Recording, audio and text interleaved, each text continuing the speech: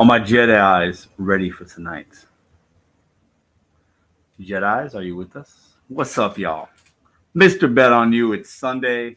I'm in a fantastic mood. I hope your vibes are high. Stormtroopers unite. What's up? What's up? What's up? Special show tonight. Listen, I'm not going to wear that all night, but I got this at a garage sale. A pack of like 50 of them for $2. Why not? Happy Sunday. I hope everybody is well. We have some topics tonight, some gig conference things to go over, some things to share. Hopefully, you guys are ready for a good motivational Sunday and just kind of some good vibes, and we could talk. It's good. It's going to be good. I have some news to share about the conference and some exciting things. So I have a lot on my mind, and I'm ready to end my week with you guys and start a new week anew tomorrow. It's been a great week. I mean, so much has happened in the last 6 days. It's been crazy. And many of you that are here have been witness to some of it and watched some of the videos and other people's videos. It's been a fantastic week. Shout out, Qualia. What's up? Charlene, Gig Wars officials, Juan, Dasher Benz. What's up, Bud Soda, Karen, Drew L. Savvy Shopper Delivers, aka Holly Camp, Sarah Kesson, always good to see you. Drew, Karen, appreciate everybody in the chat. Cruising PC Vet, what up? Greetings from New York. Yes, New York's in the building.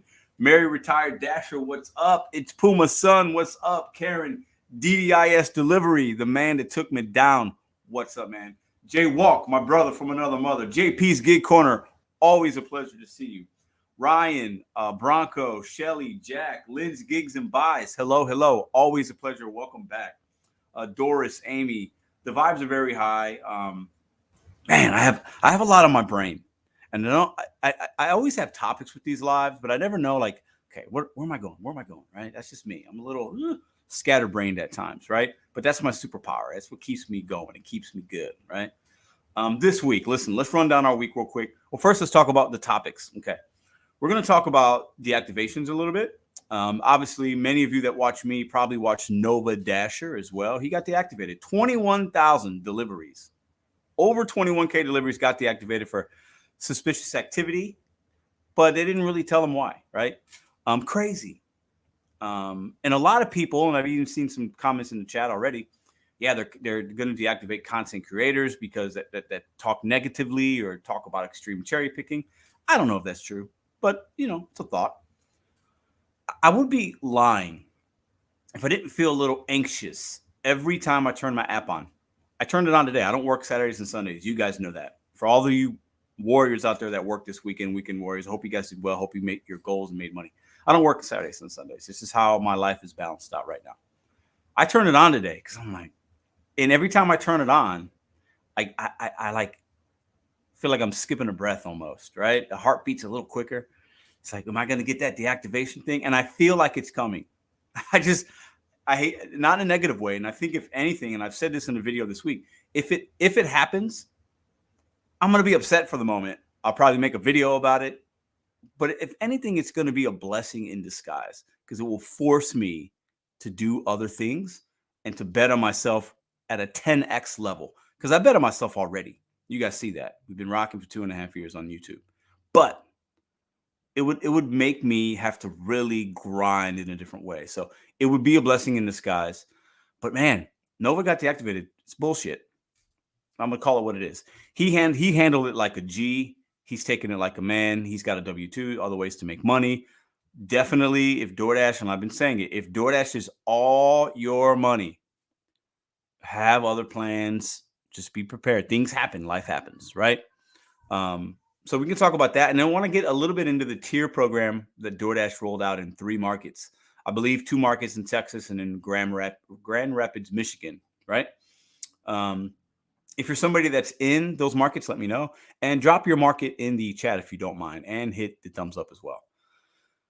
That tier program is interesting. We'll get into that tonight. I made a video yesterday. Some of you guys might have seen it. It's interesting, but it's not a big deal. And I'm going to tell you why, at least in my opinion. You guys could, StreamYard link will probably be open tonight. I haven't decided how I'm going to take this live, but it's usually open. You guys know how we do it here.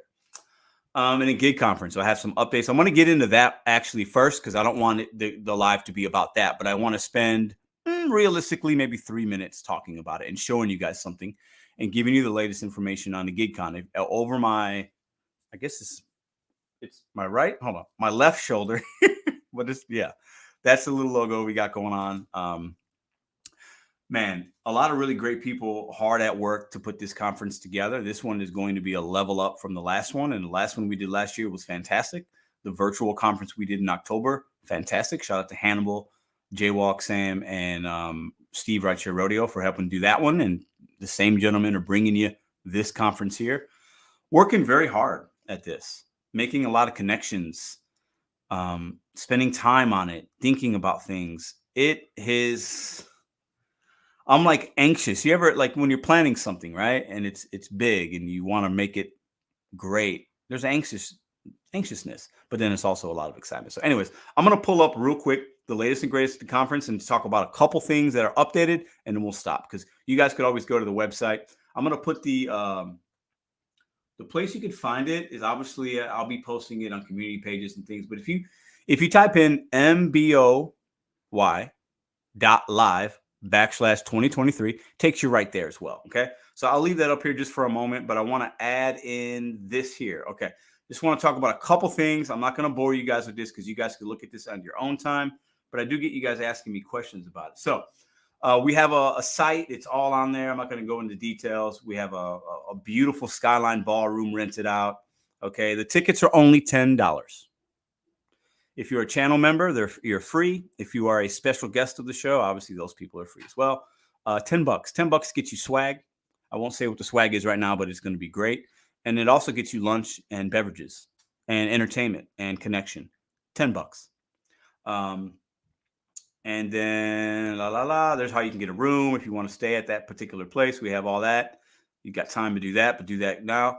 We added some guests. So obviously Bentley Coop, Gary, Driven Dad, Van, the Side Hustle Addict, Holly, Red, the Gig Wars official, Louis Bertie of Delivery TV. Louis is a fantastic man. I've met him in person. He has a Spanish language channel for gig community. He is the king for the Spanish language channel because I'm sure there's a couple other ones, but this man, his energy is infectious. He's going to be there. You're going to want to meet him. He is a fantastic dude. I'm so happy that he's going to be joining us. So we added that just on Friday. And then the tickets, if you scroll down, some of this might look a little bit different later, but if you click on the tickets, it gives you the information on how to do that. It's very, very, very easy. You can get them on the door, and you can also prepay and get your ticket emailed with a QR code. So all that stuff is, where'd it go? Maybe that went away. Hold on. Anyways, that you can go check it out at your time.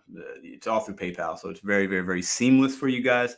Let me go ahead and get back in the stream. So the latest and greatest, and this will be updated as new things come. But we have some fantastic content creators and sponsors and companies that are going to be at this event.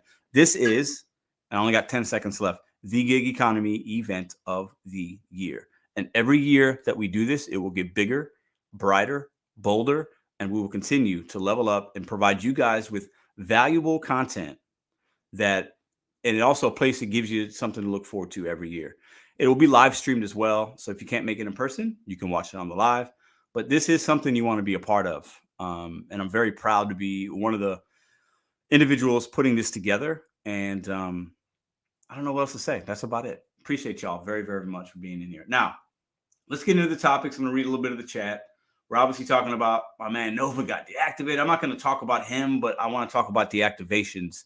Like just what do you think about it? Why do you think they're not giving us reasons? And we can get into that a little bit, but Nova's a G, and it's crazy that happened. And we can get into the tier programs. DoorDash rolled out in 3 markets: Grand Rapids, Michigan, 2 areas in Texas. Can't remember. You can drop it in chat. Maybe Corpus Christi and somewhere else. A program that is basically silver, gold, and platinum. Top Dasher in those markets is nothing, right? You have to hit 50% or higher to be in those tier programs. It also tells you that the platinum, which is 70% acceptance rate, 95% AR, and then 4.7 customer rating, and then 100 deliveries in the last month, is what you need to get the large order large orders, not high priority, not diamond, large orders, which basically means LOP, catering. So in those markets, it appears to me you can't have a 10%, or at least they're telling you. I'm not saying this is true. They're telling you you can't have 10% and get those orders. I don't know if that's true, but the writing is on the wall. Everything DoorDash has been doing is to get drivers' ARs up. That bothers a lot of people, and I completely understand why. You have to decide how you're going to continue to work DoorDash.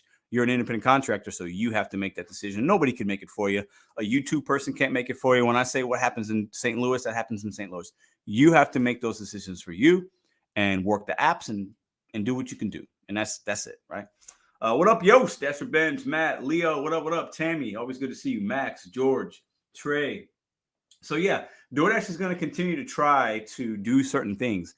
And some of us will look at it as manipulation, as illegal, because we're independent contractors. They can't be doing this. What's next? Are they going to deactivate drivers like Grubhub did for low acceptance or not working? Like, who knows?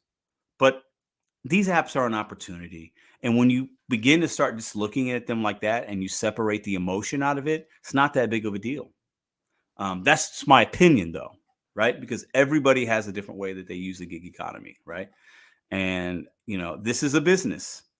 And some people are even saying, well, this is the end of DoorDash. At the thumbnail, I put the end, right? Some people say that because now they're going to, mistreat us even more and make us more like employees. And some people want that. Most people that come here don't, right?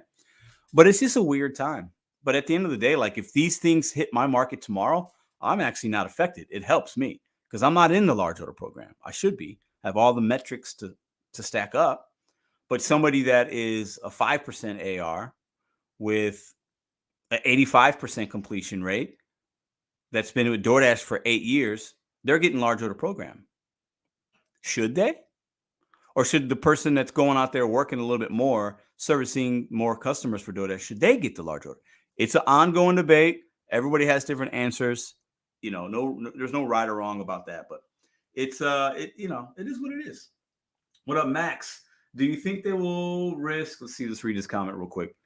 See if I can show this.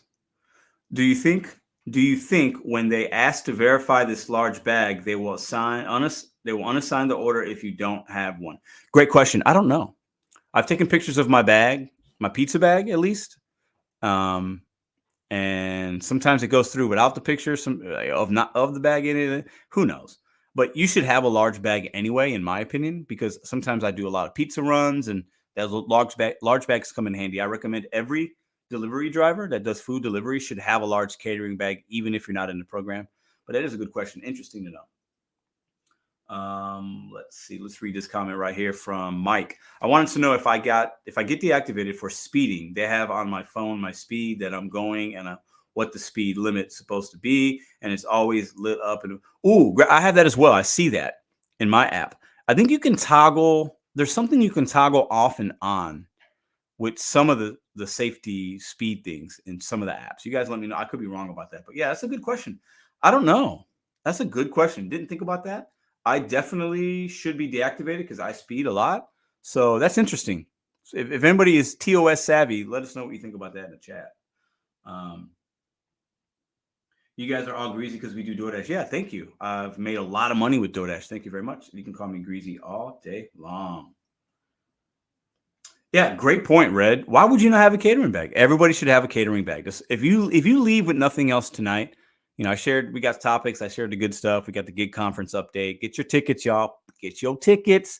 Book your flights. Get that rental car. Drive your car. Get your hotel at a discounted rate. You don't want to miss the event of the year because last year when we did this, so many videos were made out of it. We had a great time. It was the talk for like 2 weeks. That's all people talked about on YouTube. Like, it was fantastic. You don't want to miss this. So be there in person. Yes, you should have a catering bag. If you don't have a catering bag, I think you're doing gig work just get a catering bag. Just get one. And I haven't always had one. So, I was guilty for a while of not having one. But you should definitely have one. It doesn't have to be a DoorDash bag. Buy one from Amazon. The DoorDash bag, I think, with the DoorDash branding on it, it's okay. You can get a better one probably on Amazon, even cheaper or about the same price. But I think with DoorDash, they're like $40. Get a bag. Just get a bag. Just if you do nothing else, buy a bag right now. Like, just get you a bag or two because they're going to come in handy. Everybody should have a catering bag. What up, Nugs? So I also want to talk about, this is a great segue. What up, man? I met Nugs and Kayla this week. This week has been a fantastic week. You know, we hit our money goal. I smashed Nugs in my city. Shout out to Nugs. He's good. He's a G. He can take it. Beat him in the little challenge we had. It was great to meet Nugs and Kayla. Fantastic people. Great energy. Humble, nice, honest. They liked some things about St. Louis, some things they didn't. We had great conversations. I think we had 4 or 5 meals together. Like, we met up every day. It was absolutely amazing to meet them. Shout out to Dash and Trader. He met up with us on Friday. Always good to see him. It was great. It's been a great week. And I hate to always be the positive guy, but at the end of the day, I don't give a fuck. It was a great week. I want to share that with you guys. It was great to meet Nugs. Great to meet Kayla. If you guys don't know who they are, if you're here, you know who Nugs is. And you know who Kayla is, right? If you don't know, go check them out. That video he's going to drop, tell the people in the chat, I think it's Friday, right? I'm anticipating he's going to drop a fantastic, comedic, funny vlog style video of his week in St. Louis. And there's going to be some good stuff about me in there, about my city.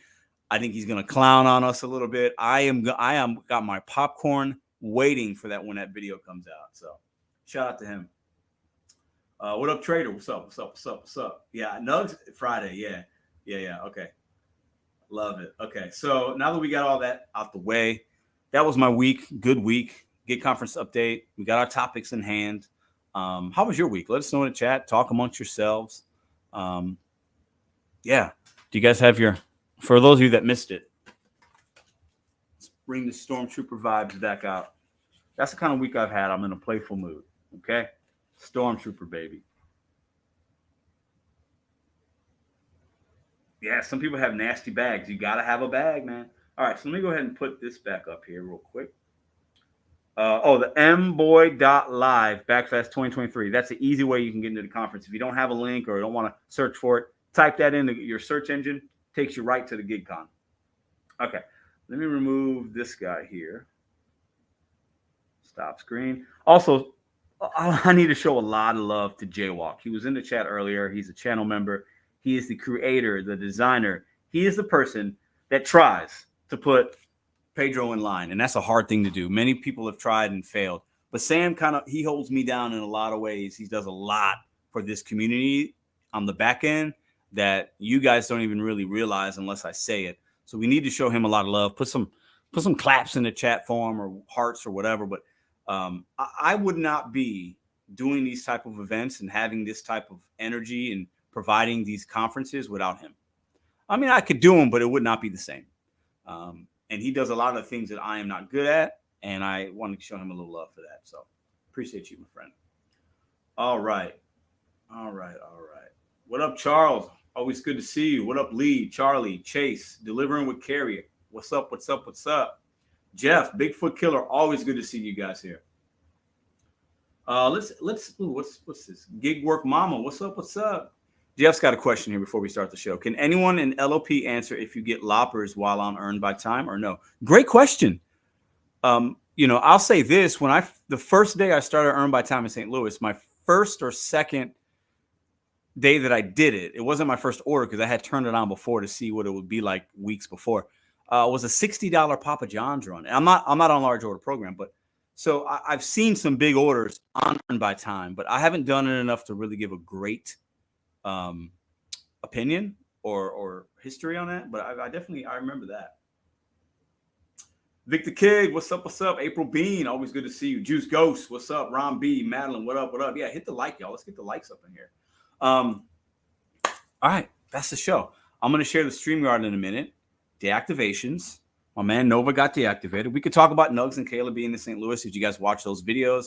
I mean, for anybody that watched the live on Wednesday, I completely lost my mind because I was doing Earned by Time, but it made for some great comic gold. And as Nug said, he said, "Oh, that was comedic gold, man." He liked it. So, that's cool. I'm always going to be myself. We can get into that if you guys got questions about that. And then the tier program with DoorDash. I've seen some people make videos. I haven't watched any yet. Mine dropped yesterday. I gave my opinion on it. The only thing that I think is really different, and we got to remind ourselves, is in test pilots in 3 markets right now based on what DoorDash is saying. But it's going to go in more because these programs are designed to get your AR up. They're a business. We have to take the emotion out. Let's get the emotion out of it. It's a business. If you were running DoorDash, you would do the same thing. And if you're saying different, you're lying, because businesses are in business to make money. This isn't a humanitarian. This isn't Meals on Wheels. This isn't a non-for-profit. DoorDash is a business. You run a business in your car when you turn on the apps, right? You want to make money, correct? Call me a shill. Don't give a fuck. That's the facts, right? So we have to look at it from a measured, unemotional point. This is a way for them to serve more consumers. And I think what we've seen with a small sample size is the drivers that have gotten the AR up are having usually they're making more money than the ones that aren't. Now, if you're a driver with a low AR, but you're in the large order program, you are exempt because you're going to see the big orders. If you're a driver with a low AR without large order program, you are not going to make the same amount of money as the same driver in a diamond zone if their AR is higher. I do believe that. I'm not saying that is a fact, but based on what I've seen when I've dashed against other people and the things that I see in comments, I do believe that to be true. So you have to decide, what are you going to do with these apps knowing this information? You have to make a choice, right? What up, Garden State? Oh, I love that, bro. Today was a Puerto Rican Day Parade in New York, so love the flag, bro. Boricua in the house. Corey, what's up? What's up?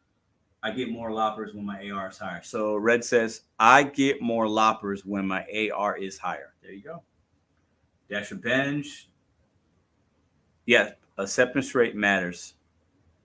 Denial at this point is just that. Yep. This is what we call them. And listen, I always speak my mind. I don't, like, at this point, I've said so many crazy things. What's the difference? Dinosaurs. There's a lot of dinosaurs. It's an analogy or a synonym. I don't know. Or whatever. Dinosaurs are the definition. And when I say it, it's like the old man or woman that just does the same shit and expects a different result and just banging their head on a wall. And they're going to keep doing it and they will self-extinct themselves. I say that with love. I say these things because I want people to try different things. If you're not having success, you got to try something different. Because if you expect the same result, if you expect something different, and you're doing the same thing, you're what's the word? Oh man, I'm looking for the word. I can't even think of it. You're insane. Insanity. There you go. It's the definition of insanity, right? What up, Vinny? Cooper Pennington. What up? What up? Stop talking about effing DoorDash. Cooper, appreciate you for coming in here. Please go get a hug from somebody because this is a DoorDash channel. That's what we do here. If you want to stay, it is the best live, in my opinion, on YouTube. So you can stay and get some vibes in the chats live, and you can even join the show. Otherwise, yeah, this might not be the channel for you. Okay, let's see. I'm going to share the link, Rexy, right now. We're already 23 minutes in. Let's get it going. Let me go ahead and get on this phone. And hit that, see the little thing on the bottom? If you're on your phone, it's got the hearts and the celebrations. Click on that guy. Let's get the hearts going as well and the likes. All right. So let me go ahead and share this with you guys. And if you've never been a part of the show, please come up. All opinions and voices are welcomed here. If you're blocked on the channel and you can't come up, you're blocked for a reason. Sorry, but you can still watch, but you can't come up on the show. And shout out to all the new subs. We gained like 2,000 subs in the last 24 hours. Ridiculous. If you're a YouTube content creator, I need you to make shorts. That's all I'll say. Okay. What am I doing here? There we go. And let me pin this for you guys right here.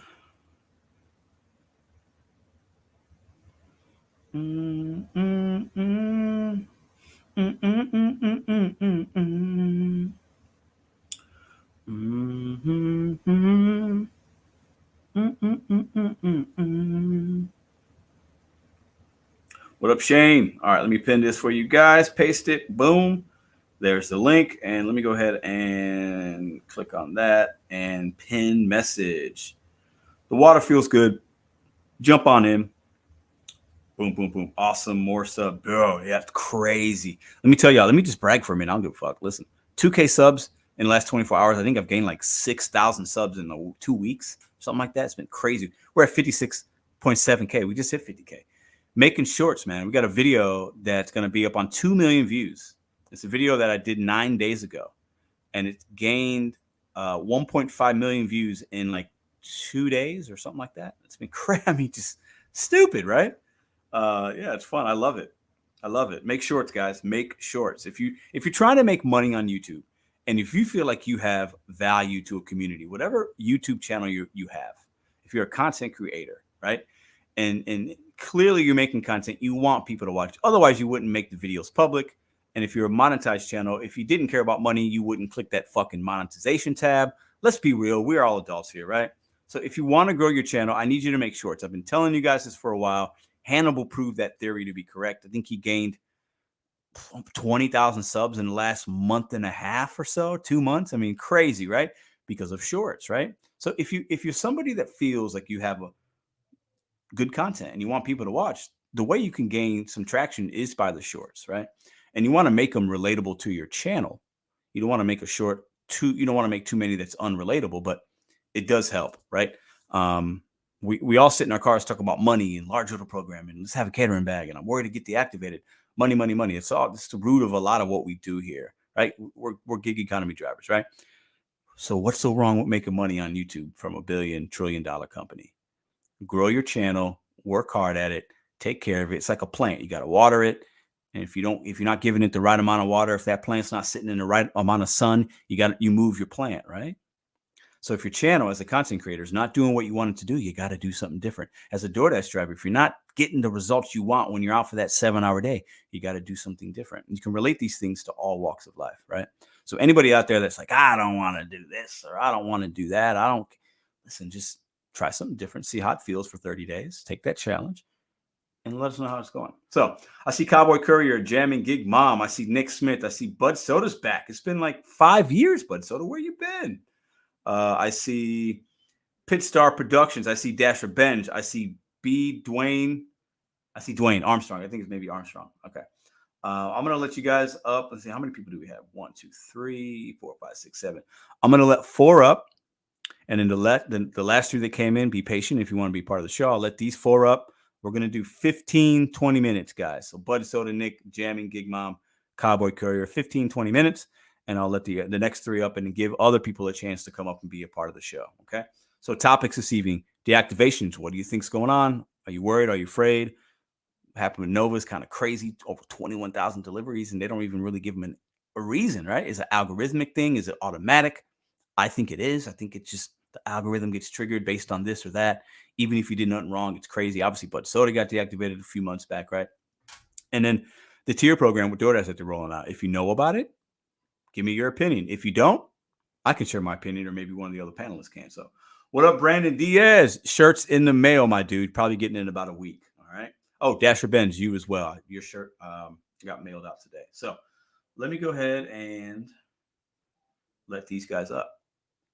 We got Bud Soda. We got Nick Smith. We got Jamming Gig Mom. And we have Cowboy Courier. Can you guys hear me? How you doing? Hey, what's up, man? Yeah, what's up? What's up? What's up? What's up? Hear you just fine. How is everything, guys? Howdy. Everything is good. Now, let's start with Bud Soda first. Bud Soda, man, what's up? What do you think about the topics tonight? How's life been? What do you got going on? So it's not hard to change the algorithm and program it differently. I think like one of the things they're doing is if the store is listed as open and you report it as closed, they're just gonna can you. They don't care. So obviously that's why I got deactivated, because the store was listed open, but they were closed due to staffing 2 weeks in a row, and that's what caught up with me. I've never heard back, so I just gotta wait 6 months. Hopefully I can go to Uber Greenlight Hub tomorrow and get on Uber. But I'm in Philadelphia, by the way. And I really think that, like, as far as Nova's case, maybe it was that $50 transaction, a big dollar amount, and they're gonna take the customer side over you, even though that's like a dirtbag thing the customer did. Hopefully. Bud Soda, your mic just went out. We can't really. Bud Soda, listen, Bud Soda, we can't really hear you that well.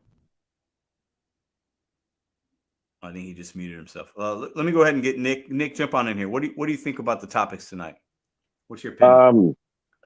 I think the new program actually will be good because getting on the large order program is hard, and for those of us who are actually doing it full time, for me that's not a big deal, because I think once you get to that 70% acceptance, and if it's going to be a rolling numbers like they say, then that's fine. Because I mean, I'm doing 250, 300 deliveries a month, no problem. And I did see something with the acceptance rate Friday night. My car was being worked on all week, right? So I didn't get it back till Thursday. So it was Friday night or Saturday night. I forget which one. It's been a busy time since Thursday. I still made like 530 or 550 since midday Thursday. But at the point I compared acceptance rate with somebody, right? I was only like 20%. He was at 5%. He had worked 47 total dash hours and only made 389. And I was already at 470 and only worked 27 hours. So either the way he was taking orders and he was being too selective. So because I think large order program, and if you're getting priority on the shop and delivers, which I get priority on those. Yeah, so do those I. Shop and delivers can make some money, and if you get large order program with that, that's a good way to keep the acceptance rate up anyways. Yeah, good point. Good point. Jamming Gig Mom, what do you think about the topics we got going on tonight? If you got time, there you go. I see you. Absolutely. Okay. First of all, let me say I just had to laugh at you on Wednesday. And that is what it's like. That is what it's like dashing here in Cleveland, Ohio all the time. Oh, I can imagine. Totally relate, and I needed it. I'm always gonna say how I feel, good, bad, or indifferent. So, because I could totally relate. So I understood. I have, when I first started dashing back during the pandemic, I did get an email offering for the large order program. Being new, I really didn't understand what was going on. But I have tried multiple times to get on it. I saw your video where you called in and requested, so I did that. And I get denied every time. If it's supposed to be that you have to have certain ratings and you have to maintain those certain ratings, then people who are on the large order program who've got a 15% AR, I'm sorry, why are they not keeping up on it like they do Top Dasher? These people got to go so that there's room for new people to come in. I mean, like you and I, we've been waiting how long to get on the program? Yeah, and you saying that would upset a lot of people. A lot of people would hear that like, well, that's not fair. We're independent. I've been working DoorDash for 8 years. Like, it's a tough place to be in. If I'm that particular driver, I'd be upset if it got taken away. But then you have a choice to make, I guess, right? Well, but it's taken away because you're not maintaining the criteria for the program. You have to meet the criteria to be in the program. You have to maintain the criteria to stay in the program. If DoorDash isn't watching their rear end and letting people drop their ARs and their completion rates and still keeping these people in the program, you and I will never get in. That's true. That's a good point. We'll never get in. So to be honest, I don't care what other people have to say. I'm going to keep it real. I'm going to tell you what I think. And you don't like it, there's the door. You turn your phone off. I don't, whatever. I'll leave. May I interject? Absolutely. I have a different opinion. So here's the thing: is when I tried to maintain. Hold on, guys. Hold on. Stop. Somebody needs to turn off the YouTube because there's feedback. So somebody has YouTube and they're in the StreamYard link. So if you guys could figure that out or mute yourself. We good?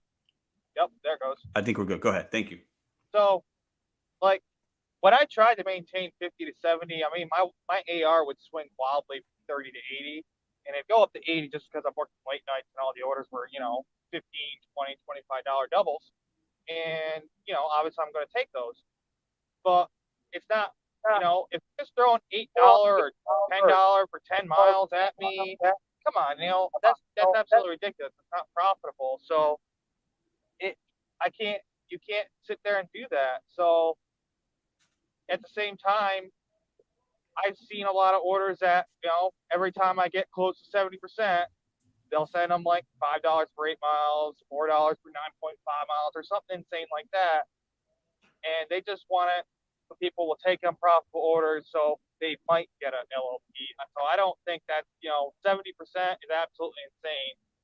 I get it, play the game, but 70% to me have to maintain it is absolute insanity because you'd have to take so many $4 offers to even have a prayer of doing it when you could have been maybe taking better offers off other apps.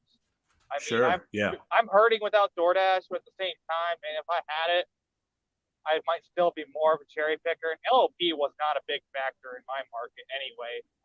So it was very rare that I just got lucky like that. Yeah. And with the new tier program, what, because to be in a large order program, just to clarify, you didn't have to keep the AR above 70. You just had to have your completion rate above 95 at some point. But there are even some drivers that have their completion rate below 95 and are still on the program. So it depends on when you came in. And I think there's other factors. But I think with this the new tier, the platinum says the benefits of platinum, and you got to have 70%, 95. The benefit is you see large orders. It doesn't say that in the gold and silver tier. It just says high priority. So for me, it seems like they're telling you, hey, like the large order you're going to get, you need to have the platinum stats. And if you don't have the platinum, that you might not see them. So it's all speculation at this point. But that's what it's also going to be for the full-time drivers, because you got to have 100 deliveries in the last rolling 30 days. That's true. Yeah. Yeah. And so that's where I think it's going to be easier to keep the high acceptance rate, because if you're getting a large order program and you have the shop and deliver, it may make it a little bit easier to keep that 70%. Yeah, you're going to have to take some orders you don't want, but it's not going to be as many, I think, as it used to be. Yeah. Cowboy Curry, how you doing? Was that you, Cowboy, or was that Nick talking? I was butting in. You got to look at these high-paying large order program orders as the asset that they are to DoorDash. Those are the desirable orders that when they say, hey, you guys can get priority for higher paying orders, they'd really like to be able to give those orders out as those high priority orders. Now, DoorDash is what, 5%, maybe 10%? I think it's probably closer to 5%, and maybe even like 2% of dashers are large order program dashers. That's the number of them that they need in order to complete all of those deliveries. I'm sure there's more than that many people who are maintaining above 70% AR. There's probably more dashers out there maintaining 95% plus acceptance rate than the needed total number of large order program dashers. And so these guys who are sitting there, rejecting everything, 5% acceptance rate, and they're just sucking up all those large order program orders, they are consuming an important resource to DoorDash, which is those carrots that they can give out to dashers in order to entice them to stay away from the cherry picking that ultimately they got to get these $3 orders out. And so if they can't use that resource, these big orders, as an incentive to get people to do that, the people who are sucking up that resource are basically preventing DoorDash from using that resource the way that makes the most sense to them. And so I would say it's interesting because, the flip side of that is some of the people that have been on the large order program or the drive program, like it used to be called, I think, right?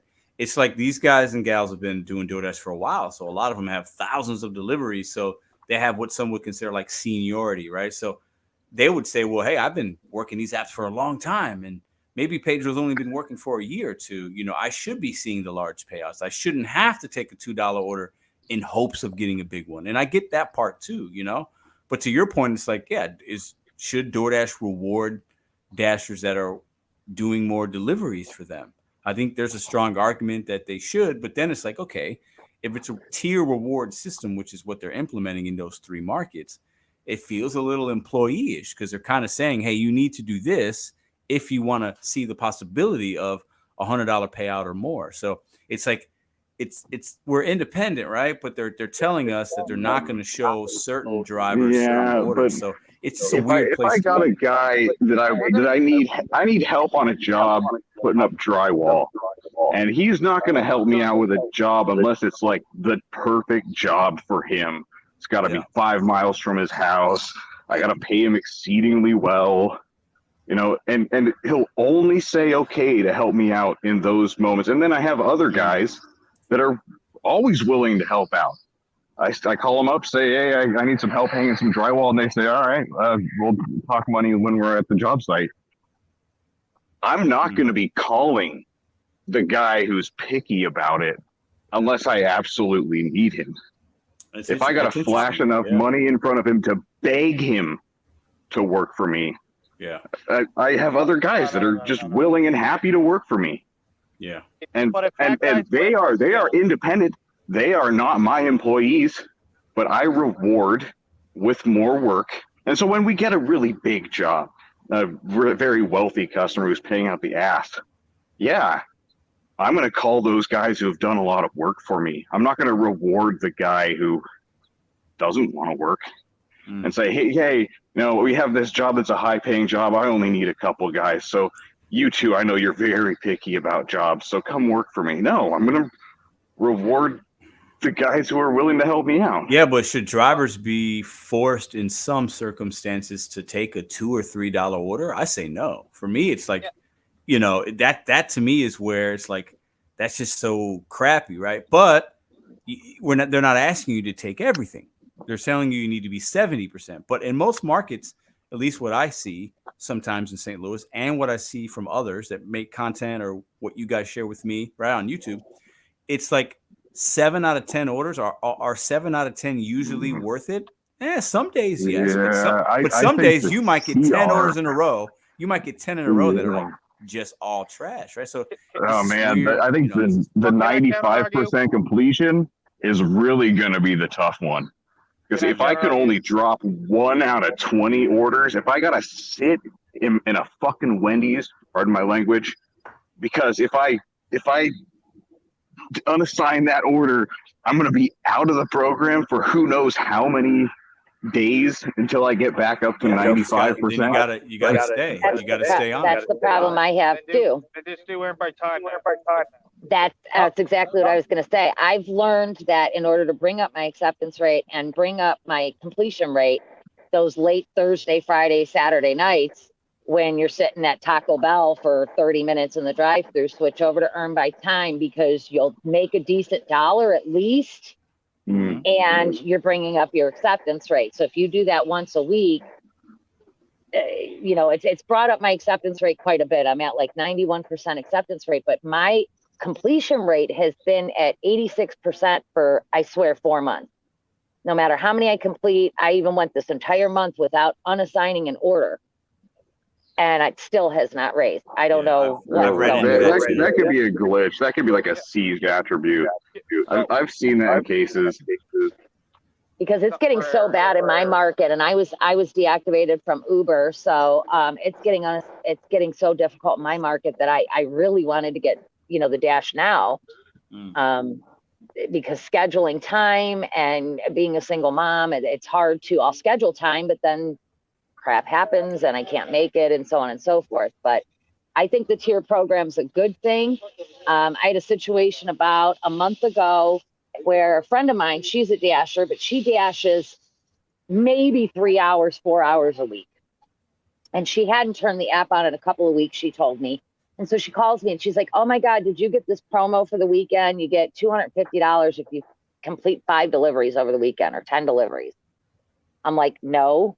So I called DoorDash and I asked about it. And they said, yeah, it was available in my market, but it was only offered to certain dashers. I said, wait a minute. I've got 3,200 deliveries. I've been working for you for 3 years. I've got a 4.9. People who haven't been going out. That's what it was. They wanted to, instead of giving the incentives and the extra money and the pat on the back to the dashers that are busting their butt, working full time, have a great rating. They're giving it to the people who it's like, oh, hey, come out and dash this weekend because you haven't been logged on in a while. And that really, that irked me. Yeah, it's just their way of, they want as many dashers out as possible to fulfill the orders, I agree, but in 3 years, I've never seen a promo. You want your cake and eat it too. At the same time, you're saying oh, you should maintain 70%, but you're saying, well, why am I not getting these promos, and why are these drivers who have been going out getting promos? I'm just saying one or the other. That's the only point I'm trying to get at. I don't get the large order program. I'm the one that suffers taking the $5, $6, $7 orders all night long, 25, 30 hours a week in order to, profitable doing that. But at the same time, it's you might not necessarily maintain 70% doing $5 orders. If majority of your orders are over $5 for single offers for 2.5 miles, great. But if not, that's not the case for most of us. So I think somebody's got you. Hold on, guys. Listen. Stop for a second. We can't have the feedback. So we have to figure out a way we can talk and we're not hearing the feedback. So I don't want to have to keep muting everybody, but we have to, a lot of people are watching. Let's make sure we're doing it the right way. I want everybody's voice to be heard clearly, and it's hard to do it. So just make sure you got the StreamYard open correctly, and YouTube is actually not playing. You just got to look at the StreamYard. So, if you have to maintain over 70%, I think it's just absolutely insanity. Like even my market, where majority of offers are tipped, there's a lot of small ones that are $1 or $2 tipped. That's it. So they're like $3, $4 offers, and you'll get like an $8 double. Now with the new base pay, that'd be a $6 double because they just give you the single $2. So I think it's just absolute insanity to ask that of people, and you can get stuck in an area and they're just throwing $2, $2, $2, $2, $2 at you, and you have no choice but to take them to maintain your stupid freaking AR. So we're independent contractors. They're treating us like we're employees, and they the government's already on their butts about this crap. So, like, come on. To use the construction analogy, well, hey, maybe that guy who's super picky about his pay, he has all the tools. His phone, he only listens to music that he has saved. His data goes off, and he doesn't sit there and text his girlfriend all day like those other guys who are a little cheaper, and he's more efficient. So maybe he's worth the more money. So you got to look at it that way too, because to put it as a DoorDash driver, that guy with the disgusting bag, like Red was saying earlier, is going to be, they take about everything. They're going to be getting LLPs, and do you think that's going to be a good experience for the customer? No. And who knows? I mean, I think there's bad dashers with high AR and bad dashers with low AR. So I think it's hard to, I agree, but I think I don't know if that's is the people who don't care and they take about everything. DoorDash has all these metrics, though. They can look at the large order program orders that end up falling through because there's no LOPs available. We all get them occasionally, these little bangers that slip through. We're not LOP dashers, but we're getting these LOP orders, and then those are getting rated by the customers. And of course, DoorDash has all of those metrics and all of that data to be able to look at. DoorDash is basically just telling us in black and white, they don't need the large order program anymore. They have a different way of facilitating those orders. Yep. And it makes more economic sense to them to do it this way. And I agree with it's up to us to decide if we want to jump through the hoops or not. Yep. You make that decision as an independent contractor. And so if you're sitting there looking at a $2 order that's 5 miles, but you know that it's going to be the one that bumps you out of it, that's the value of rejecting that order. That's the opportunity cost of saying no to that order. Well said. I think it's a more important time than any to multi-app and have options. Like, DoorDash is king. Like, I'm in Philadelphia, DoorDash is king. And back to my home market, DoorDash is king. But to have other options so you don't have to take these trash orders is really key. Good point. Like, if they throw you a $6 for 5 miles, but you figure that, well, the other app might throw you the same $6 for 5 miles. Well, that's $12 for 5 miles now. So you could do that. And, I'm not saying go crazy like I did and do like 4 orders at a time. But at the same time, you have to figure out something else, because I really feel that with, the inflation rate and everything like that, this is not the time to be sitting here taking $4 for 4 miles. Come on, guys. It just, we can't do that. We're running our cars into the ground. I'll say this, Bud Soda. I don't think we should do that as gig economy drivers often, but there are some times at a $4 4 mile, I'm sure you've taken worse sometimes. Like, there's other situations I think that could be unique for the individual driver that for Nick and Cowboy Courier, yeah, that will never maybe make sense. But for a Bud Soda somewhere, if you already have an Uber Eats run in your car and you're going that mileage anyway, what's the difference, right? So I think there are times that, you know, So like, I think there are times that it's not a bad order. You know what I mean? I look at it this way. So they throw me $8 for 12 miles, but it's going back to an area I like. And then that's when the time I'll take a $4 add-on, you know? So that way it's 12 for 12, and hopefully they throw me something else back. So I just keep my wheels moving, keep profitable. But, you know, just to take a $4 order and there's nothing coming back, depending on your kind of market, you know, not every market's like mine. We can just do loop-de-loops all day. So most markets are not like that.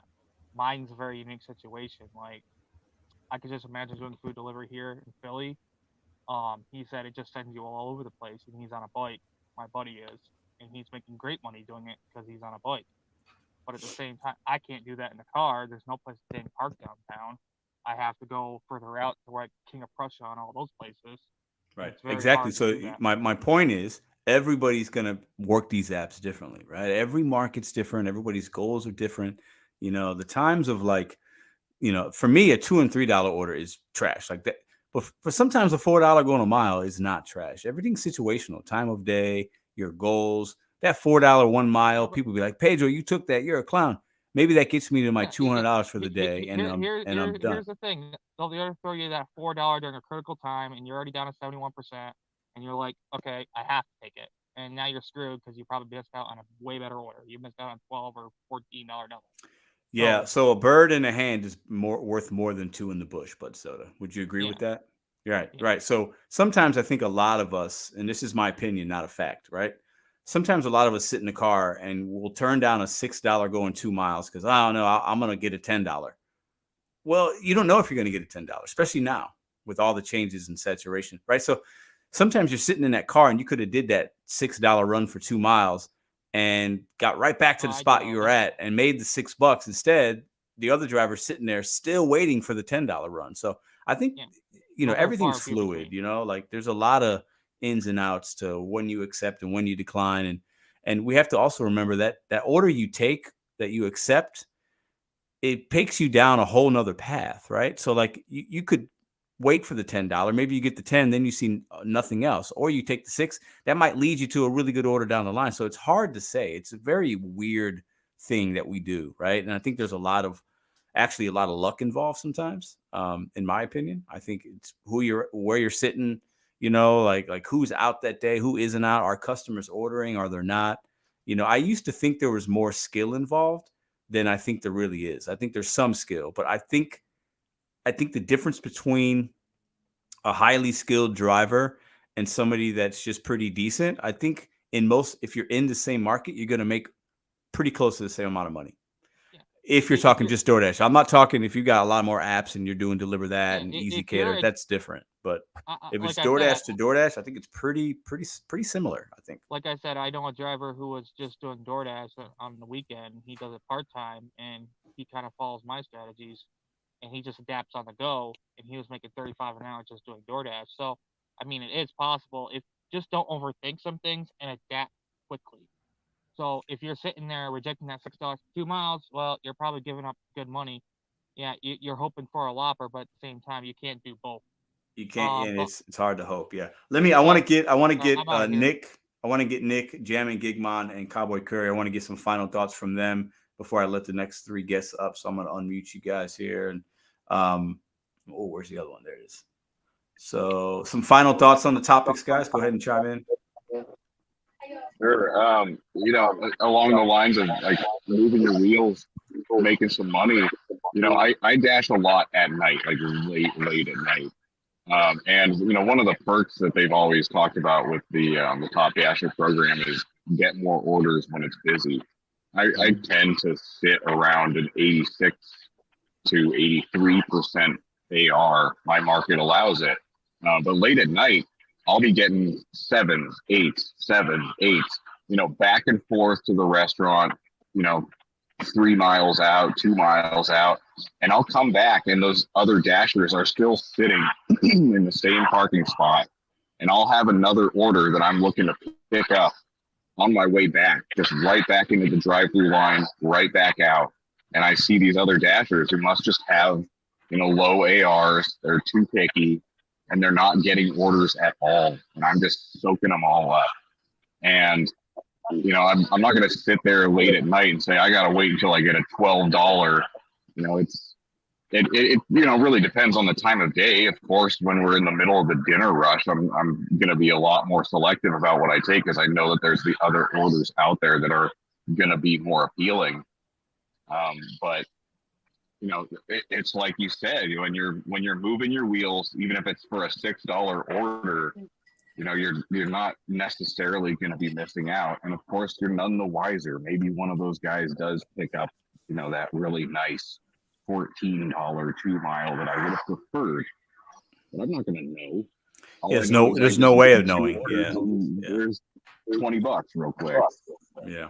Good point. Yeah, Jamie, I find it funny that when 3 o'clock in the morning I'm sitting at rallies and there'll be 4 cars sitting there with dashers or Uber Eats drivers in it, and I pull in and I'm the first one to get an order, and I take it 2-3 miles up the road, 1 mile up the road, and I come back and all 3 of the other ones are still sitting there. Exactly.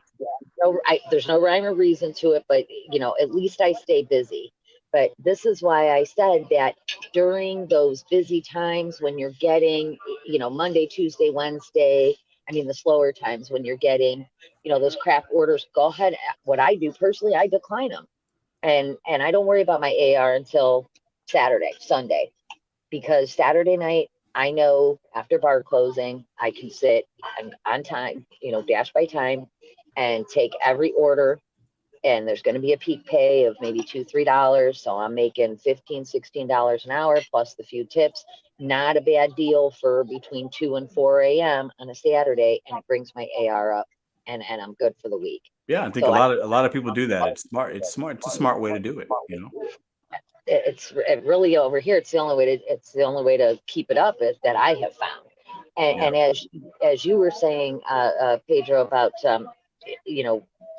I watched Nug's video the other day, and when there was a video he had a while back ago about him and his girlfriend did earn by order, he did earn by time. They made almost the same amount of money, but he did like 17 orders in a couple hours, and she did like 7. Yeah. So he stayed busy, but it still became equal amount of money. So it was just kind of proof, and he racked up his AR and racked up his completion rate by doing that. So, and it was equal to the same amount of money, and she was cherry picking. So it was just, it just kind of conferred to me that, the way I'm working, it isn't necessarily a bad thing. Yeah. Guys, I appreciate you guys coming up. Nick, I think maybe did Nick have a turn? I don't think he did. Nick, some final thoughts? No, I agree definitely with what Cowboy's saying, with really what you guys are all saying. Your market definitely depends. And like today, for me to get what I needed for next week, I had basically declined everything. I just took Myers orders. I had to make sure I get 6 of them today, because I had to miss half the week last week.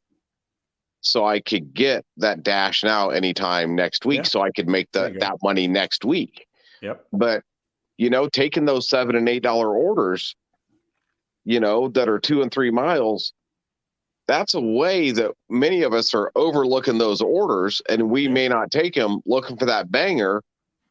And if you start taking those, that's a pretty easy way to keep that AR up. You're still going to get some crap orders that are going to tank it, but you've got to know your market too. Yeah. And that's the key thing is, and I only do it during the daytime. I don't do it at night at all. By 9:30 at night, I'm done. I'm not dashing, but I'll start at like 9 a.m. also. Yeah. Yeah. So it's knowing your market. And like you've said, you've got to be able to adapt. If you cannot adapt, you are not going to survive. Dinosaurs, man. There's a lot of them. But, it's what we need, the dinosaurs, because it allows us adaptable human beings to have success, right? But, it's what's funny. It's what's great about the gig economy, man. The freedoms and flexibilities of decision making and doing this and doing that. It's a good problem to have. So I appreciate you guys. I'm going to let the next 4 guys and gals come up so that they're not waiting too long. Cowboy Courier, Jam and Gig Mom, Nick, I appreciate you guys for joining me tonight. Have a good rest of the Sunday. All right. See you guys. Always a pleasure. Bye. All right. Thanks, guys. All right. So let's go ahead. Okay, hold on. Let me see. Okay. So let me clean this up a bit. Okay. So I see. Let me tell you who I got waiting here. Let's see. Hold on. Man. Okay. So I see Dasher Benz, Pit Star Productions. I see Lynn's Gigs. I see The Matrix. And I believe there's one more person. I don't know who Doggin is. Dejan, have you been on the show before? You can only come on the show if you have to show your face. If I don't know who you are, I can't bring you up. Sorry. I feel like maybe you've been on the show before. I can't remember. But I know Dasher Ben, so let's bring him up. Pit Star, what's up? What's up? I see Lynn's Gigs. What's up? What's up? And The Matrix. I know who The Matrix is. So. How are you guys doing? Great. Good. We can hear you. Yes. Happy Sunday. Dasher Benj, I'll kick it off with you. What are your thoughts on the topics this evening? All right. So, yeah, I got a lot of thoughts here. I've been thinking about this for a while, and it does seem to be what DoorDash has been doing is evolving their strategy of incentivizing orders to be taken. They may have originally thought that Top Dasher would appeal like throughout the month to people to just hit that 70%. And they may not have predicted that we were going to like game the system with a hell week and then cherry pick the rest of the month, whatnot. So in comes Diamond program and gives further incentive to maintain higher acceptance rates. And definitely looks like this is like the final nail in the coffin in like, if that makes sense to keep acceptance rates going up. Nothing much changes for me in this regard once this rolls out in my area. I will have to, my acceptance rate is currently in the 50s, I think, right now, either late 50s or early 60s. But so I will have to put a little more effort into maintaining acceptance rates and the consistent 30 days. So now it's dynamic instead of static, apparently, to where you got to make sure you're not taking too many days off in a row. Because if you made like 99 orders in the last, if you made 100 orders in the last 30 days, but tomorrow that changes into 95, now you've got to take 5 more orders. And, so the good part though, is the completion and acceptance rate. You don't have to wait. So if you're on day 14 of the month and you hit 70%, let's say, you don't have to wait for the rest of the month to be in to have the platinum or whatever the hell it is, right? So like that number day to day, minute to minute, as it changes, puts you into the next tier, I guess. It's weird though. You will have to pay slightly closer attention to that, but people like me just have to keep doing basically what we're already doing. So, and the only major difference is LOP at last, baby. Yeah. But about that, if the cherry picking loppers are kicked out of LOP over this, I'm definitely going to be seeing some protests. We're definitely going to be seeing that. I think it would, and rightfully so. If I'm being honest, I have to look at all sides. If I am somebody that is used to getting some good orders in my market and good customers, and I get some loppers, one or two a day, let's just say, on a good day, or a few a week, and now that it's taken away from me, and it's like, well, damn, now you want me to, I would be upset because it's hurting my pocketbooks, right? So I understand that part of it, right? I just think I'm just trying to figure out, how do we take away, like, we got to look at the facts in front of us, right? And we are independent. We're not employees, and we are choosing to work and turn on an app. They could run it however they want. So so we have to be willing to, like, okay, well, if I don't like it, let me just go on and deliver that. Let me go deliver. Let me do Uber Eats. There's so many opportunities for us. I think too many of us worry about one app. We worry so much about DoorDash, not realizing there are a lot of other opportunities, right? So if we take that energy that we take about DoorDash, right, and if we take that into figuring out other apps, then it'll be okay. And I think some of us are just going to have to come to that realization. So Yeah, I do want to make like a little point about like the whole concept of programs in general. And it goes back to what you were talking about in a previous live, I want to say a couple months ago, where you were saying like nobody has a problem with large order program, right?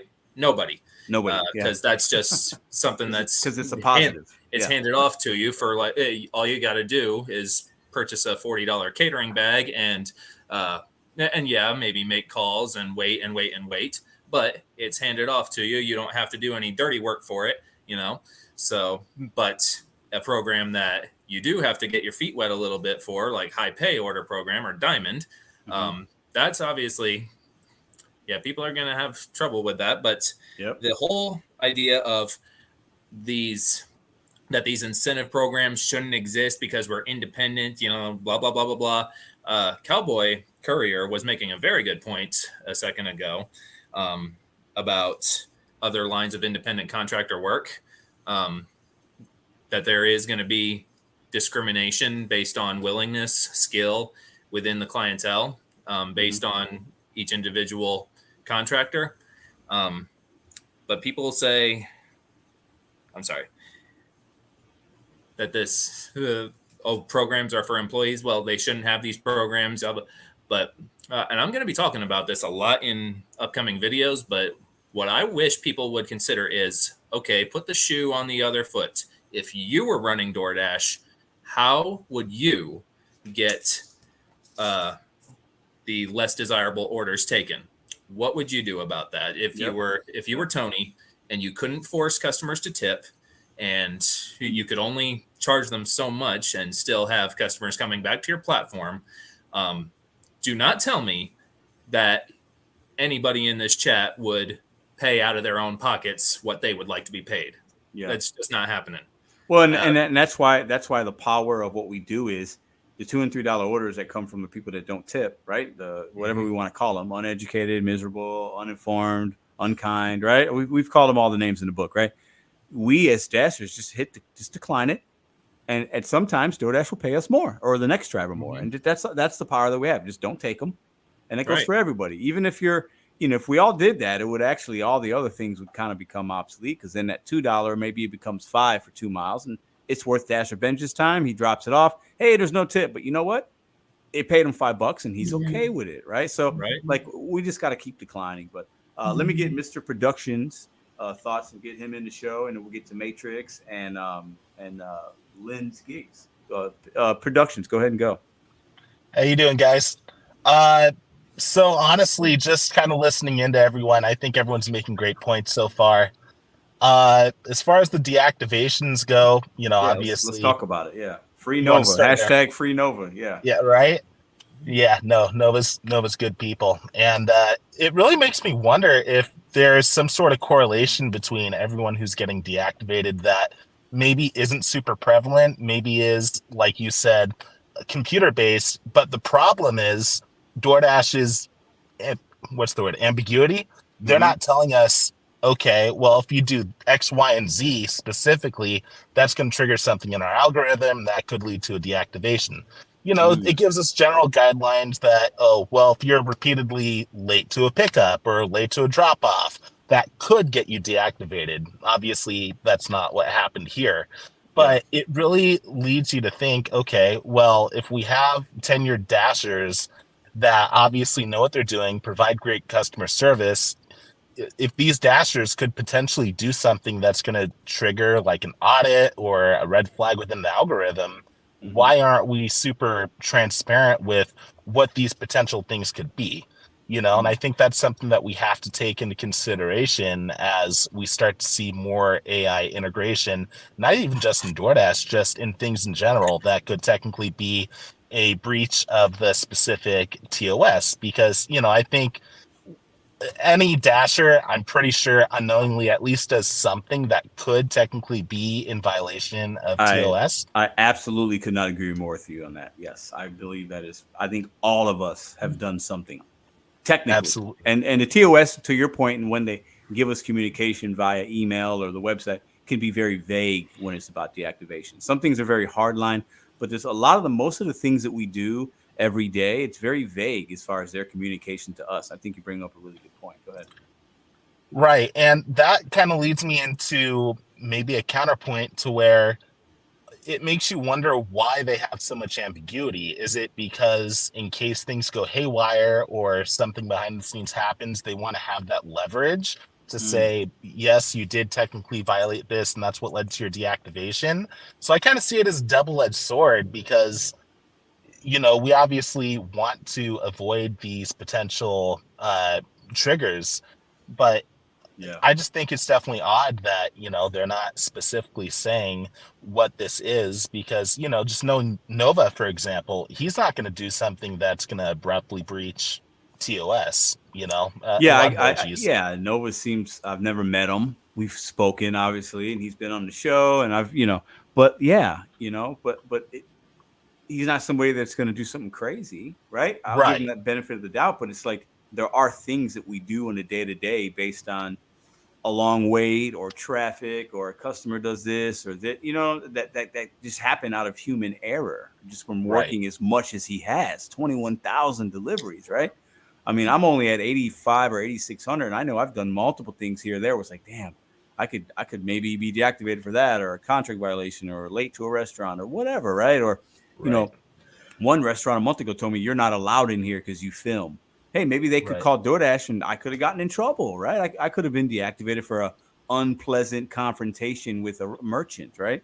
And that's all in the TOS community guidelines, right? So there's a lot of things that happen that make it a little scary sometimes, Absolutely. Because at the end of the day, I understand why they have those flags in place because obviously there is a small percentage of dashers who obviously don't do the right thing and do make us look bad as a whole. They have to have those countermeasures in place Yeah. to make sure that, you know, flagrant violations can't occur. But at the end of the day, we have people who can get deactivated unknowingly, obviously doing something non-malicious. So I think we need to find that fine line. You know what I mean?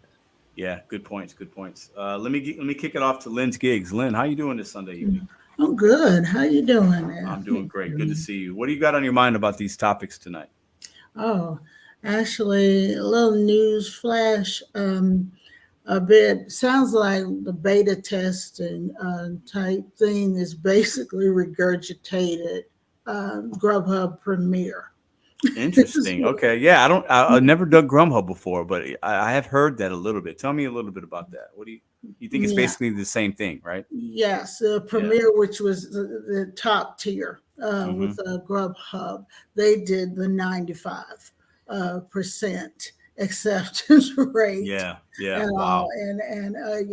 and you couldn't fall below it. And or if you did, you had to get it back up by a certain amount of week or two or something before the month was out or something like that, or you would lose the Premiere. It was great when I first had it. They paid better. They did initially give you the best orders. You didn't see garbage. And then all of a sudden they flipped the script, and then there was a 3 and 4 and 5. And they was thinking just because somebody may want to keep the title of Premiere, then, and some did. They fell into that shenanigans, because they wanted to keep the top tier, so they would take the garbage orders, and you got more of them. So I'm like, look, it's not that serious. I don't care about a title. I dropped below it and never been up there again. I think, Lynn, do you think some people do care about that? Do you think some people care about, I want to be a top dasher, I want that recognition, or I want to be Premier, I like all my stats? I think a lot of drivers actually look at those apps and they look at that screen like, oh, I'm good. It's that effect of like when you're playing a game or something, right? Like a PlayStation game or something. It's like, oh, look at my numbers. My numbers are so good. It's a very addictive kind of thing to look at that. Oh, I got all green. I don't want to see red. So Yeah. I think they play to that a little bit. I think Oh, they do big time. us as humans are wired to kind of like want to look at something and feel good about it, you know. Yeah. I But definitely absolutely no cash to back it up. No benefit other than, no hey, the benefit. green is lit up in green. Because, Yeah. when I was all of them, I've been the top dasher, and then Uber Eats, I've been the diamond member. So I have been on those levels. But yeah, when it stops being profitable, I have no problem dropping below that. Oh, I hear you. I hear you. I hear you. And but that's all it is. A little regurgitated premiere. And I'm glad you mentioned that, because I think it's also, we got to remember that Uber has something similar, right? Where they have a tier system. I believe it's diamond, platinum, It's gold, diamond, blue. platinum. Yeah, diamond's Gold and the blue. highest. Diamond's the highest. Diamond's the highest, and then platinum under, gold, and then blue. Below that it's green or something like that. It's blue. For me, it's blue. I have an Uber. Yeah, and my numbers on Uber are trash. And I believe that's why I don't see any good Uber runs, because my numbers are, and I don't give the app a lot of love and attention. So why would they show me love and attention, right? I mean, and I don't work a lot of it, so. The Matrix in my market, because I don't know, I think they in cahoots with, okay, we're going to be good in this market. Who's going to be good in this market? DoorDash is going to be good in that market, and whatever. Sometimes I think that that's the case. With me, Uber Eats is better, but DoorDash, I had to say, because we have an on again, off again love affair. I always check back in with it a little bit, see what they're doing. Oh, I can relate. Priority, it's been promising. I've been doing more DoorDash. You do a little bit of this, a little bit of that. I think having multiple apps you could turn on. And, exactly. And so I did like it. And it was enough. I'm at 75? I haven't been 75% acceptance rate in DoorDash since I first started on the platform 4 years ago. And so, so they did. So I kind of like the priority. They allowed you shortly to reset the acceptance rate, which was very odd. So you want to reset? Sure, why not? So they reset it, and we'll give you X amount of time to kind of raise it to a certain amount. And so I got great orders during that. So, hey, if you get to this percentage, 70%, you will be priority for that, but I still only accepted what was the better orders for me. I did not. I just kind of got it by getting great orders. It was raised up. You're not bending the knee. You're like, no, I'm gonna stick to I'm gonna take if it's good, I'm gonna take it. If it's trash, I ain't taking it. Yes, but if it's a little somewhere in between, as you mentioned before, with the like say 4, I had some 485, but it was only going 2 miles. I'm like, heck yeah. I mean, I'll do that. Sometimes of the day I'll do that. Close by, boom, it's a fast restaurant. I think all the variables. Okay, good restaurant. The stuff's usually done, it's finished before the person finished ordering. The food is sitting out there waiting for you. So absolutely, I'm going to run through here, do this. And it's weird. It's kind of like sometimes I will take that and then bam, the next order will be, okay, well, $10 and change for going 2 miles. I'm like, heck yeah, the same deal. Great restaurant pickup. So it's like sometimes I think it's like you get kind of in the system. You got to take that one almost dud, not bad, but just not maybe the one that you would normally accept, but it still puts you in the profit. Keep the juices flowing a little bit and get the money started. Profitable. It's not under and stuff, But I do that. I do that almost every day. 1 or 2 runs that are like, maybe a little questionable for other people, but at that moment, it just makes it keeps me busy. I'm not sitting there. I'm making a little bit of money. It's still profitable, and I'm fine with it. So. Let me get Matrix involved. Matrix, I'm sure you got a lot on your mind. What's up, brother? What do you got on these topics? What's up, man? Nice to be on. Absolutely. My Nuggets do not have a game on a Sunday night, so I'm able to pop on because I'm usually glued to that shit. Tomorrow, they're going to win by 20, 25 points tomorrow. Oh, man, I think they win by 13. 13. Well, that's still pretty good. And I think it's going to be a fantastic night in Denver for that franchise tomorrow. I'm looking forward to watching the game. Yeah. Yeah, I want them to win it at home so bad because we Oh, just I keep know. clenching these series on the road. It's kind of Well, and you don't want to go back to Miami because Miami, anything no. can happen. And then it's like, okay, now you got a game 7. Then anything is No. possible in a game 7. So you No, I don't want- have to win tomorrow night. You have to. Yeah, win I don't tomorrow. want Jimmy to drop 54 at home, that- being playoff Jimmy. And I that don't could want happen. any And that part. could happen. That could I know. happen. So anyway, so I got a Sunday night with no nugs on, so it's all good. Yeah, I don't see any of these programs in my market. I haven't even seen drive-by time in my market.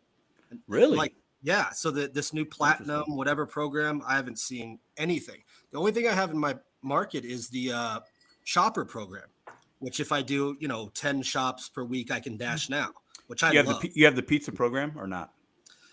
Yeah, there's a pizza program, but it's really willy-nilly. Like every other order, it'll ask me to take a picture of my pizza bag from Little Caesars and Pizza Hut. And it'll do it this time, and then the next time it won't, and then it'll do it. So I don't know if maybe the customer can click on their end if they order from the company website, hey, I want my driver to have a bag. So I doubt that they can. I doubt the customer can do that. I think I I've don't also know. seen I haven't it. ordered from like pizzahut.com or littlecaesars.com as opposed to DoorDash, but it's hit or miss. So yeah, pizza program, large order program, I've never even really seen. I mean, I've gotten some big orders where it's all of a sudden it'll be like, pick up 30 sandwiches from Panera Bread. It's obviously a catering order. I get a big fat, $43 tip, but that's really few and far between. So I don't even know if I'm in the LLP program. And, I don't see a lot of those programs. I just literally 2 days ago, my app switched over to where you don't have to click a reason for declining. Yep. It just says on the bottom, are you sure you want to decline it? Your percentage is going to go to 19. And then 4 orders in a row, it'll stay at 19, 19, 19, because that's that rolling 100. If you guys don't know about that with your acceptance rate, it's not one and then the next one and then the next one. It's a rolling 100. So if 100 orders ago you declined 4 in a row, well, if you accept them, it's going to stay the same. Orders, it's going to stay the same. If you decline them, it'll go down. So that's kind of that game that they play. But it's kind of nice because they actually show me now, hey, if I were going for Top Dasher, which I'm not, if you decline it, it actually shows me that it'll go down to 18% or it'll stay 19%. Yep. So that's kind of nice. I've had it for a couple of months, and it's at least allows you to make a decision if you feel like that AR is important to you for whatever reason, whether it's Dash Now or priority. It depends. It'll be personal for everybody, but I think it's nice just not having to hit as many damn buttons. Oh yeah, you're driving most of the time. It's like I like the Uber part of it where you just hit that damn X and get out of here. It's way safer. It's way safer. Right. So it's safer, but that's probably the most advancement in my market that I've seen. I just don't see any of these programs either introduced as a beta or an option at all. So like I watched your video and I watched some other videos about, hey, this is the new thing with DoorDash. And you had that video the other night where you're like, I haven't watched any videos. I don't have any outside, influences. I want to do this video straight. And I'm like, I just don't see anything in my market, but it all depends. And it's, my market went on a heater today where I got like a $26 double going like 3 miles. And I took the double. They added me on a third for $10.50 and then added me on a fourth for $10. And I was like, what the hell's going on? So it's just supply and demand. It just, you're right place, right time. It's raining like hell here in Colorado Springs. So that, we'll add on to that. But, I didn't do anything. That wasn't my skill. That wasn't my, being. That's just your market for that moment. It just happened. It's the amount of dashers that were on or not on, and the amount of consumers that were adding an order and deciding to tip or not tip. And you have no say in that. You have no say. DoorDash doing a quadruple on me just doesn't happen unless it's like a PetSmart or something where you go take 8 orders around the city. But yeah, today I made $285, which for a Sunday is about normal. I usually try to clip 300 on a Sunday, and I've got a 15% acceptance rate. No diamond program, no Top Dasher, no anything. I focus on my hour, like literally minute to minute. What if I take this order? What does it make me for a half hour? If it's a $14 order and I know that I can do it in 25 minutes and get back to a good zone or drop off in a good zone, I'm doing it. I don't care if it's 4 miles, 6 miles, 7 miles. I look at the time on the clock and say, Can I do this $14 in 30 minutes? If I can, great. And I'm pacing a $28 hour. So so for what you guys were talking about earlier, do you take the $6 order for 2 miles? Well, I'll do that. Let's say I'm sitting at $15 in an hour. There's 15 more minutes left in the hour. I get a $6 order going 2 miles. I'm going to take it so I make my hour. I mean, I'm making base $20 an hour. I don't want to make anything less than that, but I'll at least know that I'll make my $20 hour.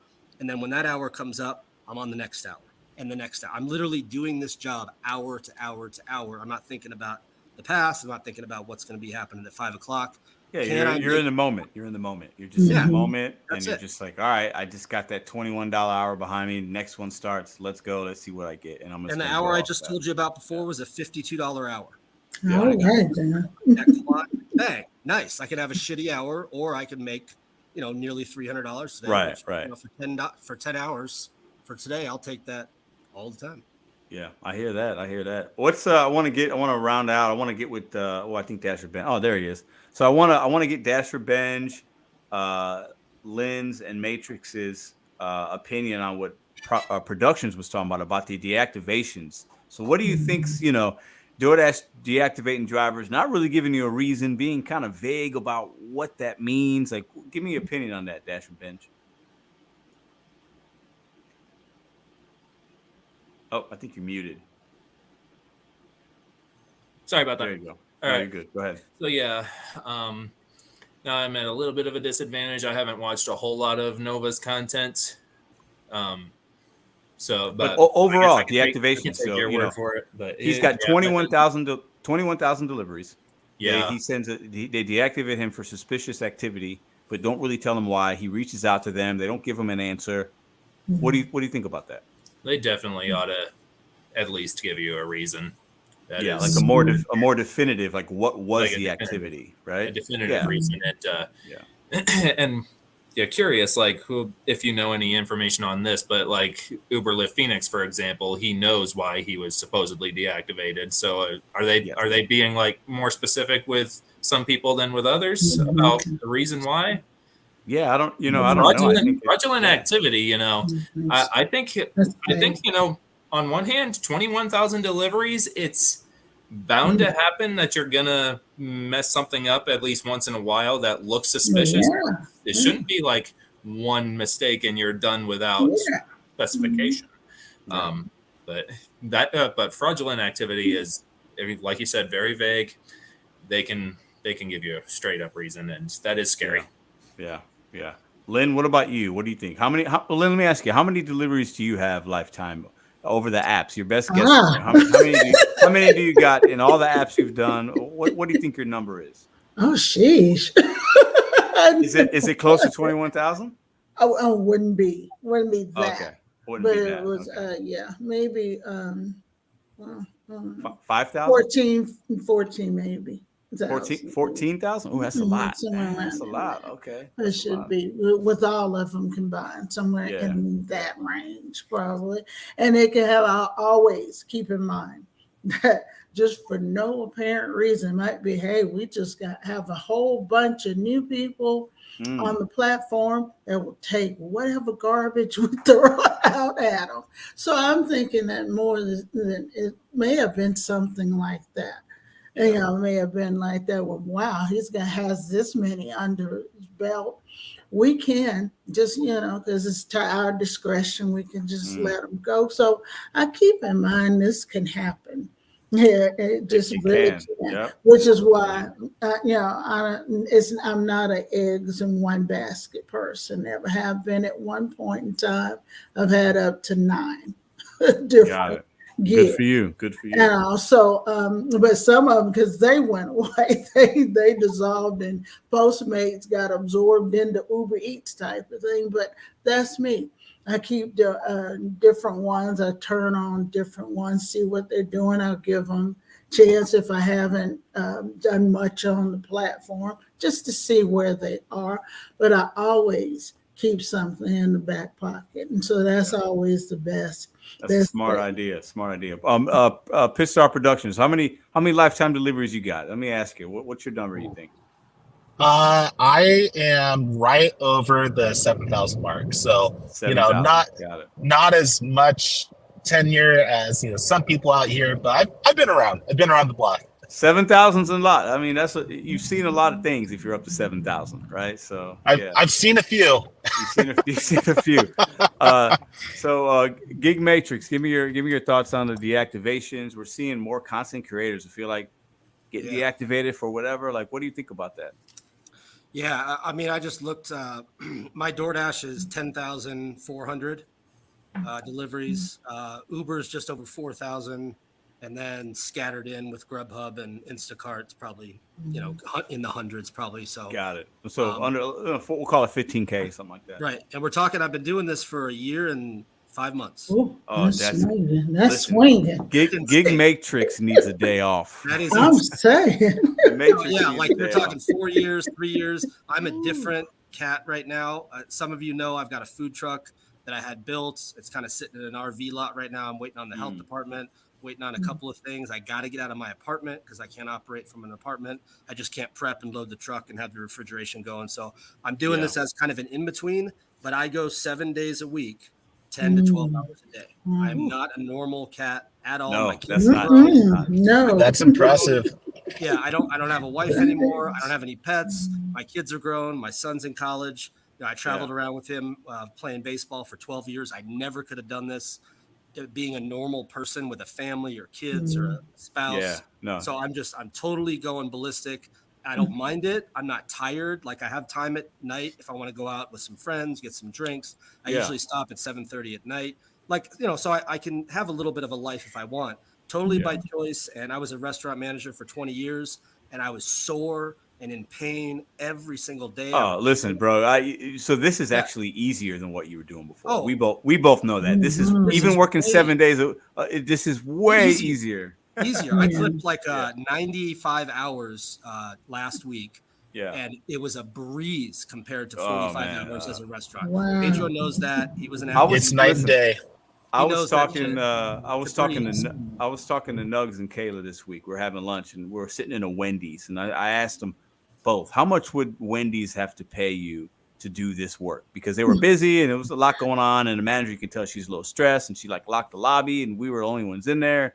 So I asked them, and they gave me their answer, and like the number is so big for me, I'd be embarrassed to even say it because I wouldn't want to do that work. Now I value the people that do that work because I did it, but it's not fun sometimes, right? It's painful. I mean, you get your ass kicked up and down a line. You're on the line, you're on the front line, you're on fire, you're hosting, you're bussing. My restaurant was 2 stories, so I'm up and down stairs. F all that. This is the easiest shit I've ever done. And Amen, man. 3 times more than I made. Now, do I want to do this for the rest of my life? No. I have a food truck, like I just said. I want to own my own business. I want to grow the food truck and, maybe build a second truck in 3 years. Like that's where I want to take myself into this next phase of my life. So I'm excited about it. This is total fill-in. But I'm a totally different cat. I wouldn't recommend that for anybody. Obviously, you couldn't do it with a family. Pedro's got young kids, older kids, a girlfriend, a life, all this gig stuff and YouTube stuff. So I'm different. That's not like a recommendation, but it's so easy for me. My feet haven't hurt for a year and a half. My knees don't hurt. My back doesn't hurt. And so I'm a different kind of deal as far as deactivation, to round out what you asked me before. I've never been close to that. I've thought about, oh man, what if something happened? What if somebody lied and said I stole their order? I've thought about, man, what if you woke up tomorrow and DoorDash was gone? Yeah, I mean, and that could happen to any of us, guys. Nobody is immune, right? I've gotten violations that were not my fault. I've actually had one DoorDash violation in a year and a half that was my fault. That I'm like, you know what? I dirty apped. I picked up an Uber. It was my fault. I was late. I went the wrong way. But every single other violation, which I've probably had 5 or 6 maybe, I didn't do anything. I was literally at the pickup. I got the food. This last one I had 2 weeks ago, I called support. I said, I just dropped this order off and I got a contract violation saying I was late to the pickup. I was in the parking lot of the restaurant. I'm looking at it. I go over, get the order. And she said, oh, there was 5 other drivers that unassigned this order before you. And it kept the original pickup time on the app. I'm so sorry. Put your excuse in, hit send, it'll be wiped off. I'm so sorry about this. I see that you were there. Nothing happened. I had to do 100 deliveries before that shit Yeah, they popped get up. it to follow. Yeah, it doesn't matter. So as far as deactivation, I think about it. I have a YouTube channel that Pedro, I kind of got launched and started for a while. I kind of got a little bit scared that if I maybe said too much on my YouTube channel about, hey, I'm picking up this order, that if certain people are watching, you saw that rash of gig tubers kind of getting deactivated because they're kind of admitting on camera, hey, I'm doing multiple apps. So I kind of got to the point on my channel where I was like, okay, I'm pausing DoorDash. I'm going to take this Uber. Okay, now I'm pausing Uber. I'm going to take this DoorDash. I made it very clear that I was pausing the other apps while I took an order. So I got a little bit spooked with that. I thought, shit, what if I release a video and I get deactivated on Tuesday because somebody was watching somewhere. So that kind of spooked me a little bit, but for the most part, I don't worry about it, but I know it could happen. Listen, somebody's got a microwave going off or a battery. Who is it? Who's the guilty party here? You guys hear it? You guys don't hear that? Is that just me? Maybe it's me.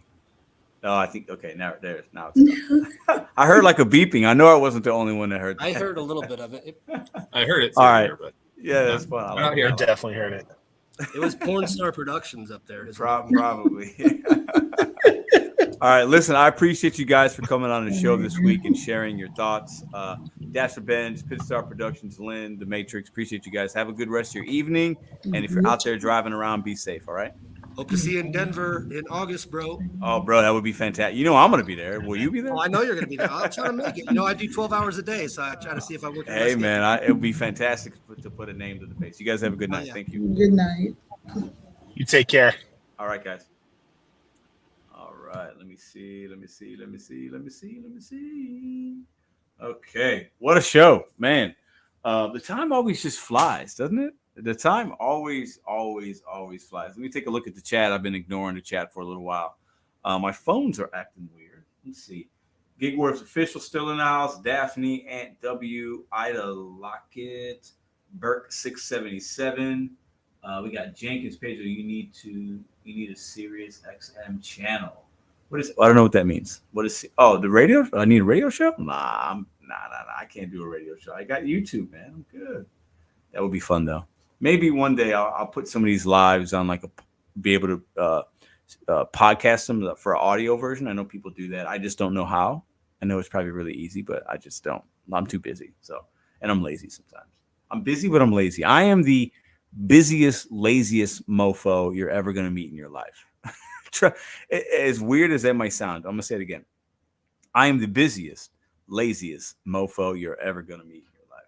So I enjoy staying busy doing the things that I enjoy or that I'm good at or that give me value and passion and enjoyment. But then I'm lazy and completely disregard things that I have no interest in, even if they're small, easy things that could maybe benefit me down the line. I just completely disregard those.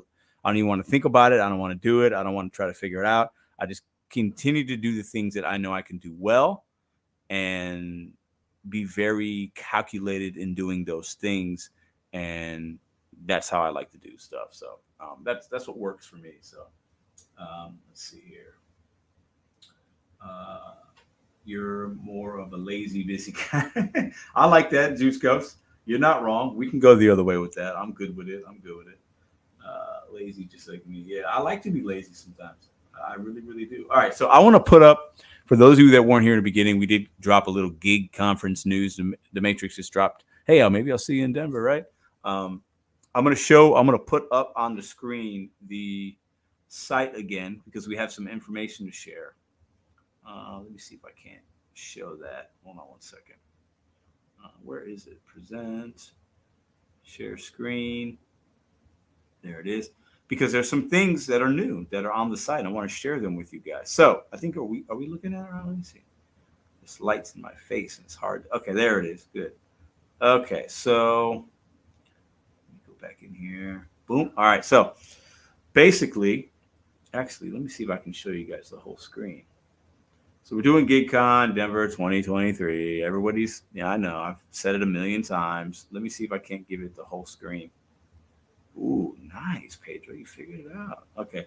So August 4th, we have a block of rooms blocked off at a discount price. Book your room now if you want to stay at the place where the event's going to be.